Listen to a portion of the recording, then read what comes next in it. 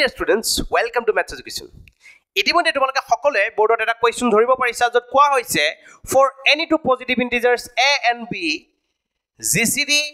of AB into LCM of AB is equal to a into b অৰ্থাৎ দুটা ধনাত্মক অখণ্ড সংখ্যা a আৰু b ৰ বাবে আমাক কৈছে যে সংখ্যা দুটাৰ লসাগু আৰু গসাগুৰ পূৰণফল সংখ্যা দুটাৰ পূৰণফলৰ লগত সদায় সমান এই কথাটো আমাক প্ৰুফ কৰিবলৈ কোৱা হৈছে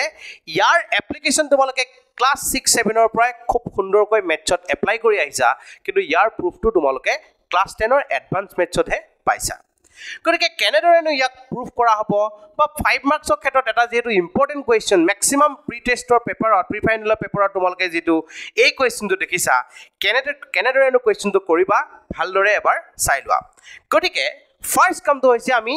ফৰ্মেশন তো কেনেদৰে কম কেনে ধৰণৰ স্টেপ ফলো কৰিম হেতু খুবেই ভালদৰে জনাটো প্ৰয়োজন একেবাৰে প্ৰথম কথাটো হৈছে যে আমি জানো যে কোনোবা দুটা নাম্বাৰৰ ক্ষেত্ৰত কিৰক জিসিডি টোক d দ্বাৰা ডেনোট কৰা হয় আৰু এলসিএম টোক m ৰ দ্বাৰা ডেনোট কৰা হয় অৰ্থাৎ d * m = a * b proof কৰাটো হৈছে আমাৰ এই থিওৰেমটোৰ মূল তাৰ কাৰণে মই কি কৈছো যে তোমালোকে d টোক GCD of AB বুলি যদি কনসিডাৰ কৰি লোৱা তেতিয়া হলে LCM of AB টোক m বুলি প্ৰুফ কৰিবগৈ লাগিব বা যদি m টো ধৰি লোৱা তেতিয়া হলে d টো প্ৰুফ কৰিবগৈ লাগিব কেনেদৰে কৰিম সেই স্টেপটো তোমালোকে চাই গৈ গতে গম পাই গৈ থাকিবা ফাৰ্স্ট কামটো হ'ব আমাৰ বাবে কি let GCD of a, b = d তোমালোকে লিখিবা ধৰা হল GCD of AB = d এবিলাক ম্যাথমেটিক্যাল সিম্বলস তোমালোকে ইয়াত এনে ধৰণৰ ইংলিশ লেটাৰ বিলাক ব্যৱহাৰ কৰিব পাৰিবা যিবিলাক ম্যাথমেটিক্যাল টাৰ্ম হয় তাত ইংলিশ লেটাৰ বিলাক ইউজ কৰাত কোনো ধৰণৰ প্ৰবলেম নাথাকে গতিকে এটো গখাও বুলি আমি নিলিখিলেও হ'ব এতিয়া এটো কাম আমি প্ৰথম কৰিলো কোৱাৰ পিছত আমাৰ কামটো হৈছে যে a আৰু b নামৰ নাম্বাৰ দুটাৰ ক্ষেত্ৰত কিহতৰ GCD to d ইয়াৰ অৰ্থটো হৈছে d টো এনেকুৱা এটা নাম্বাৰ যাৰে a আৰু b দুইটাকে ডিভাইড কৰিব পাৰো that means d is the divisor of both a and d আৰু কেনেকুৱা ডিভিজৰ GCD ৰ মিনিং টো হৈছে গ্ৰেটেষ্ট কমন ডিভিজৰ ভালে চোৱা গ্ৰেটেষ্ট কমন ডিভিজৰ অৰ্থাৎ a আৰু b ৰ ক্ষেত্ৰত বহুবোৰ কমন ডিভিজৰ থাকিব পাৰে out of those common divisor d is the greatest one মানে d টো আটাইতকৈ ডাঙৰ গতিকে কি কৈছো মই ডাইৰেক্টলি আপা ক'ব পৰা আছো since GCD of a, b = d so we can write d divides a and d divides b অৰ্থাৎ d ৰে a আৰু b যদি আমি ডিভাইড কৰো তেতিয়া হলে কিহতৰ ৰিমাইন্ডাৰ কিমান পাম আমি 0 পোৱাটো ফাইনাল নেক্সট ইয়াৰ পৰা আৰু এটা কথা ক'ব পাৰো এন্ড আমি কি বুলি শিকিছিলো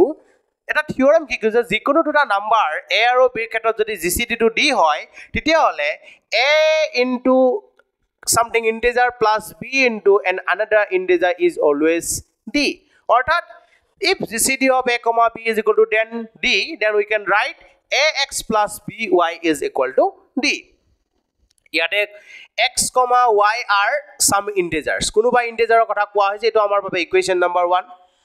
একেদৰে এটো আমি থিওৰেম ইয়াৰ পৰা আমি দুটা কথা ক'ব পাৰো দুইটাকে একেটা লাইনত খুব সুন্দৰকৈ লিখিব ট্ৰাই কৰিছো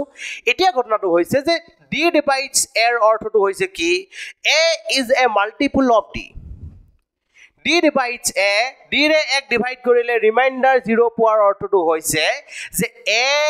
d ৰ এটা গুণিতক যদি কি গুণিতক হয় তেতিয়া আমি লিখিব পৰা হৈছো যে a is equal to d into p b is equal to d into q এই p আৰু q দুটা আমি ইয়াত আগতে ব্যৱহাৰ নোহোৱা দুটা কোৱান্টিটি ব্যৱহাৰ কৰিছো এটো একচুয়ালি কি হৈছে p আৰু q গিটা একোটা ইন্টিজাৰ আমাৰ বাবে যদি a b d এইবিলাকৰ আমি ভ্যালু বিলাক প্ৰপাৰ ভ্যালু বিলাক জানো তেতিয়া হলে আমি সিম্পলি ডাইৰেক্টলি ক'ব পাৰো যেনেকৈ মই যদি কওঁ যে ইয়াতে আমাৰ বাবে a ৰ ভ্যালুটো হৈছে ধৰি লোৱা 8 আৰু d ভ্যালুটো হৈছে ধৰি লোৱা 2 তেতিয়ালে p ভ্যালুটো কিমান হ'ব 8 is equal to 2 ৰ লগত কিমান প্ৰডাক্ট কৰিলে 8 পাম সেইটো হৈছে আমাৰ p ৰ ভ্যালুটো গতিকে আমি কোনোবা ইন্টিজাৰৰ কাৰণে মানি লয় বুলি ধৰি লৈছো আৰু p আৰু q গিটাক আমি জাস্ট সিম্বলাইজ কৰিছো সেই ফিক্সড যেটো ইন্টিজাৰৰ কথা কৈছো সেই ইন্টিজাৰটো হিচাপত তাক বহুৱাই দিছো তো এইটো আমি পালো এইটো আমাৰ বাবে হৈছে ইকুৱেচন নম্বৰ 2 এটা আমি ধৰি ললো গম পালো এতিয়া ঘটনাটো যে ফৰ্মেশন তুলে আমি যাও আমি কৈছোৱে যে m টো আমি লাষ্টত প্ৰুফ কৰিবগৈ লাগে let এখিনি পাছাবা যে m আমি এটা নাম্বাৰ ইন্ট্ৰোডিউস কৰিছো নতুন এটা নাম্বাৰ আমাৰ মনত কিন্তু সোমাই আছে এম এ কি বুজাই আছে LCM of A comma B আমি কিন্তু ইয়াত কথাটো লিখি দিব এতিয়া নোৱাৰো লাষ্টত আমি প্ৰুভ কৰিব লাগে যে এই এম টো এ একচুয়ালি আমাৰ বাবে LCM of those numbers a and b a আৰু বি নামৰ নাম্বাৰ দুটাৰ ক্ষেত্ৰত আমাৰ বাবে এই এম এ বুজাই আছে এলচিএম সেই কথাটো আমি লাষ্টত প্ৰুভ কৰিম কিন্তু আমি মনৰ ভিতৰত ইয়াক এতিয়াই ধৰি লৈছো ই আমাৰ বাবে common lowest common multiple okay তো মই কি কৈছো m ইজ ইকুয়াল টু ধৰি লৈছো a b divided by d ভালদৰে চোৱা এই ৰিলেশনটোত অবজাৰ্ভ কৰা m ৰ মানটো কিমান হ'ব এটো d যদি ইফালে প্ৰডাক্ট হৈ আছে সিফালে গলে কি ডিভাইড হৈ যাব তো এটোহে মই ইউজ কৰিছো বেলেগ একো কৰা নাই এতিয়া এখিনি আমি পালো এতিয়া চাবা a equal to dp ৰ বাবে put a is equal to dp ভালদৰে চাবা put a is equal to dp then m equal to কিমান হ'ব m equal to কিমান হ'ব a স্থানত মই বহুৱাই দিব বিচাৰিছো dp অৰ্থাৎ dp into b divided by d চোৱা ইয়াত যে লিখিছো যে a by ab by d তাৰ স্থানত a স্থানত মই dp বহুৱাই দিছো তেতিয়া হলে কি হ'ব d d কেনসেল গৈ পেলাই আমাৰ বাবে বাকি ৰব কিমান bp অৰ্থাৎ সিম্পলি আমি ক'ব পৰা হৈছো এখিনিৰ পৰা যে b divides m ক্লিয়াৰ কৰা কথাটো b divides m কিয় হৈছে কাৰণ m ক পাবৰ বাবে b ৰ লগত কোনোবা এটা ইন্টিজাৰ নাম্বাৰ p মাল্টিপ্লাই কৰিব লগা হৈছে গতিকে m is a multiple of b so we can write b divides m similarly put a is equal to b equal to dq then what happened then m is equal to a into এবাৰ পাতিম কিমান আমি dq divided by d so এবাৰ d d cancel যাব গটিকে finally ক'ব পৰা হলো implies that এখিনি পা ক'ব পৰা এইটো স্থানত আমি লিখি দিছো কিমান চোৱা aq implies that আমি ক'ব পাৰো a divides m ক্লিয়াৰ কৰিবা এই কথাটো এনেদৰে লিখিবা যেনেদৰে কৈছো মই চোৱা ইয়াত m is equal to a into b আছিলে এই b স্থানত মই কিমান পাতি দিছো dpq বহুৱাই দিছো আৰু dq বহুৱাই দিয়াৰ পিছত দেখিছো dd যেতিয়া কেনসেল গল কেনসেল যোৱাৰ পিছত আমাৰ বাবে কিমান বাকি ৰল aq আৰু যেটো আমি দেখিলো যে m is equal to aq অৰ্থাৎ a লগত কিবা এটা কোয়ান্টিটি q মাল্টিপ্লাই কৰাৰ পিছত আমি a পাইছো m পাইছো it means m is a multiple of what a so a divides m obviously তো ফাইনালি আমি দেখিলো যে m is a multiple of that is m is a common multiple of